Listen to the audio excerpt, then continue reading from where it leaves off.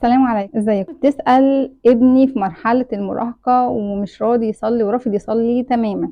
طبعا دي شكوى أمهات كتير. الولد دايما بيبقى في سن 3 4 سنين كويس وبيصلي لأنه بيحب يقلد الأب والأم، فتلاقيه هو اللي بيسعى للصلاة وبيفكرك بالصلاة وبيصلي معاك. يجي الولد في سن 7 8 9 سنين بيبدأ يبقى عنده اللعب أولوية، فبيتكاسل عن الصلاة، ما يرضاش يقوم يصلي، بس ممكن يصلي تحت ضغط منك. لما تضغطي عليه فبيقوم يصلي، ما فيش مشكلة. نيجي بقى السن الكبير شوية من 11 لحد مثلا 17 18 سنة، هو ده السن متعب جدا في موضوع الصلاة. طيب ليه بقى؟ لأنه هو في السن ده أصلا بيرفض الأوامر. فأنت لما بتقولي له بشكل مباشر قوم صلي، هو بيقول لك صليت علشان ما تقعديش تزن عليه، أو بيطنشك أو ما بيصليش أصلا. قبل ما أقول لك تعملي ايه مع ابنك، في كام سؤال كده محتاجه تجاوبي عليهم مع نفسك. اول حاجه، هل ابنك كان ملتزم في الصلاه وانقطع بس في السن ده، ولا هو اصلا ما كانش بيصلي من الاول؟ هل انتوا فعلا وجهتوا الابن بشكل كويس من سن 7 سنين زي الرسول صلى الله عليه وسلم قال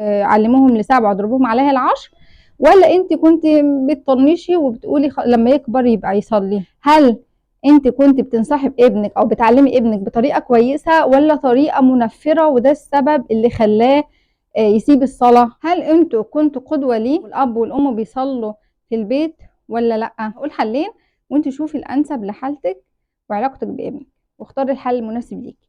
اول حل، لو علاقتك بابنك كانت متوتره وهو مش قابل منك اي كلام، وكان الموضوع ده موضوع ان هو بطل صلاه بسبب الاسلوب وبسبب سوء العلاقه بينكم، رقم واحد في الحاله دي انت هتوقفي تماما الكلام في موضوع الصلاه لمده من 20 يوم لشهر. ليه المده دي؟ لانك في خلال الفتره دي هتشتغلي على علاقتك بابنك، هتشتغلي انك تحسني علاقتك بابنك. فطبعا هو في الاول هيربط ما بين انك عايزه تحسني علاقتك بيه علشان بس تخليه يصلي، فهو ممكن ان هو يتجاوب معاكي ويستجيب في ان انت عايزه ايه تحسني علاقتك بيه.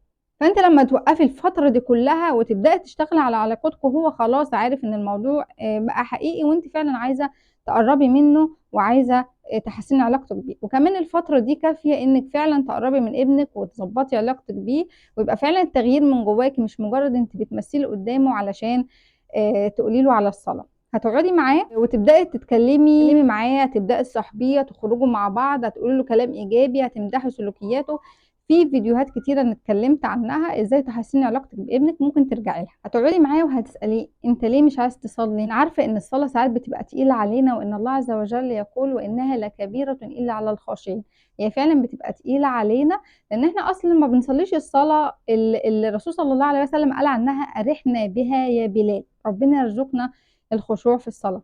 بس انت عارف ان الرسول صلى الله عليه وسلم يقول ان العهد الذي بيننا وبينهم الصلاة، فمن تركها فقد كفر. ما ينفعش، دي اول حاجة ربنا هيحاسبنا عليها، دي الف باء اسلام. ما ينفعش مسلم ما يبقاش يصلي. انا اتفهم ان احنا نبقى مقصرين في حاجات تانية لكن مش الصلاة. قولي له كمان لا يبارك الله في عمل يلهي عن الصلاة. ربنا مش هيبارك لك في اي حاجة بتعملها بتعطلك عن الصلاة، سواء مذاكرة أو تمرين أو أي حاجة. الصلاة أهم من حياتنا كلها. طبعا ده مش حديث، دي مقولة بس معناها صحيح. وطبعا في آيات كتير وأحاديث كتير تقدري تقولها له في كل مناسبة، تقوليه وتذكريه بالأحاديث وفضل الصلاة. طبعا كل ده مش هيتقال مرة واحدة لأن هو أصلا أكتر من دقيقتين 3 مش هيسمعك.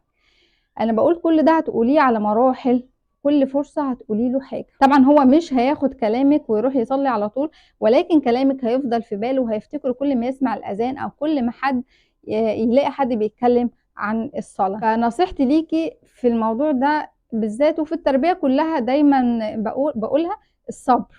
الصبر، التربية انت بتزرعي دلوقتي وبتحصدي بعدين. الصبر مع الدعاء، ادعي له كتير جدا ان ربنا يجعله مقيم الصلاة، وان ربنا يرزقه بالصحبة الصالحة اللي تعينه على الصلاة وتعينه على الطاعة. السلام عليكم.